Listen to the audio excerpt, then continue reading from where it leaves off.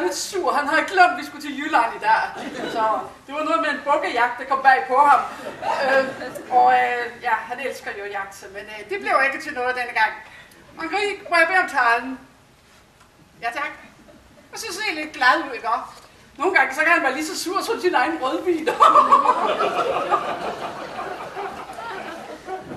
Ja. Det er jo sådan, at vi har jo haft herren her, som også, ja, vi kender jo godt hinanden, på godt og ondt. Nu vil jeg jo så gerne have lov til at holde en lille tale, når vi nu er her.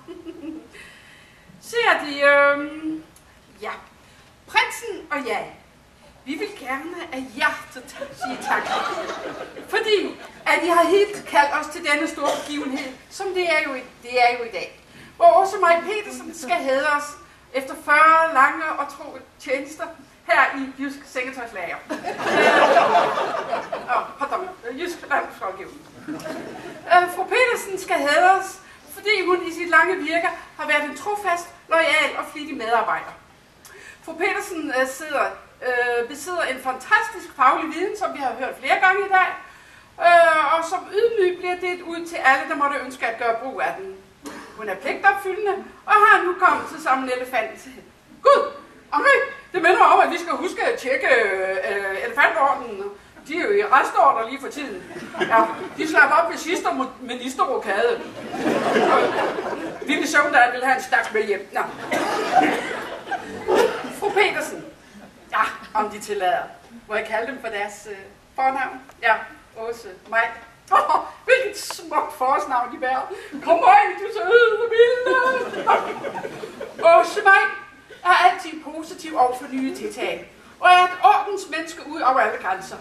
Hun har altid været et godt eksempel for sine medarbejdere. Et egenskab, som mange vil måske ville kunne nyde godt af i disse housekeeping-tider. Denne ordenssans og behov for oprydning kan måske henføres til hendes umådeligt store angst for mus. Derfor er Åse Maj også en stor fortaler for genvejstaster.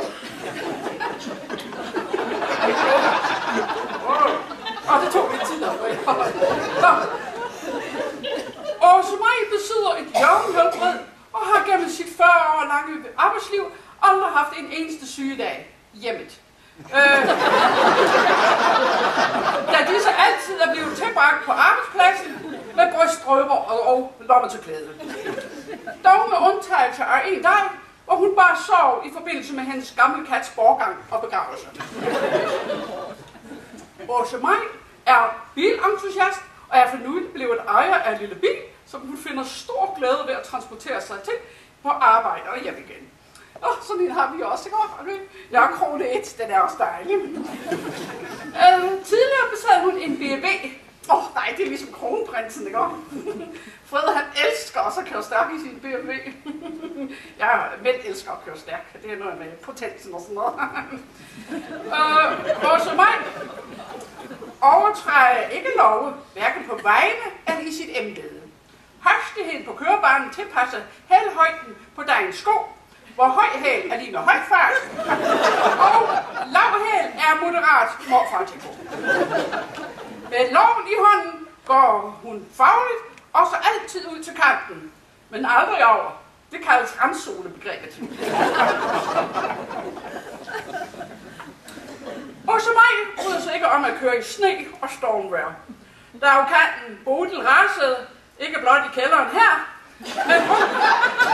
men rundt omkring tag og hushjørne, måtte hun bede sin lakaj Erik fragte hende til sit hjem. Et job, som han klarede med stor bravur, da det ikke krævede brug af hjernekapacitet, men blot stor dødvægt til at holde bilen i jorden. Måske vi kan bruge ham til hofter en gang. Ja, vi er jo kommet sejlende her. Prinsen, han elsker jo søen i stormvejr. Jeg vil sandelig sige, at Dannebroen pynter det i Esbjerg. Jeg var godt ikke det, i Borgen. Og i sin fritid er Åse Maj Petersen foreningsaktiv og stokkonservativ. Hun har altid rygende travlt. Rygende? Gud, nu bliver der noget så ved uskriveligt. Mors møgtrængende. Ja, vi må jo ikke ryge her i huset, har jeg forstået, men det, jeg kan ikke holde op. Det er jo vigtigt at holde den gule farve på tænderne. Og som Henri nogle gange siger, Daisy, når du dør, så har hesten igen de grimmeste tænder.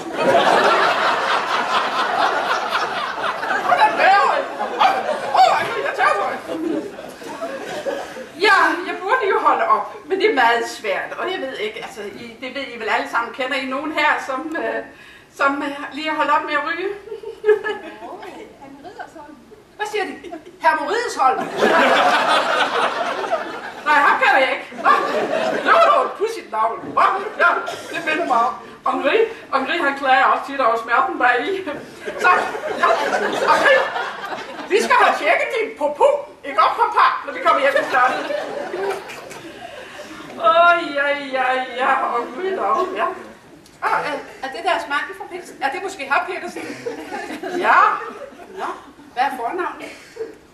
Christian. Hvor sjovt. Min morfar hedder også Christian. Og jeg slog min farfar. Og min farfar før ham, og før ham, og før ham. Og mit barnebarn hedder Christian. Ja, vi må jo ikke lave uorden i kongerækken.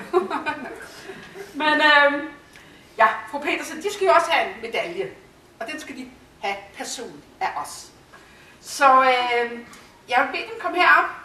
Og så vil jeg overrække dem en medalje. Vi vil overrække dem en medalje. Nu håber vi ikke, at de lider af medaljeallergi, ligesom de lider af smykkeallergi, har jeg hørt. Så det er en meget, meget sjælden medalje. Som de hørte, så var elefantordenen jo i restordre.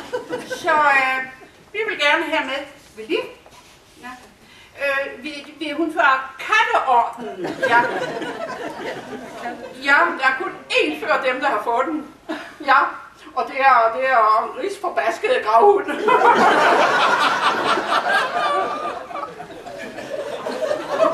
Hvor kan du kigge? Henri, giv dog en hånd, Henri. Jeg tror, den sidder der. Ja, det er fint. Og så vil jeg gerne sige tillykke for den store, store dag. Nej, men de kan kysse mig.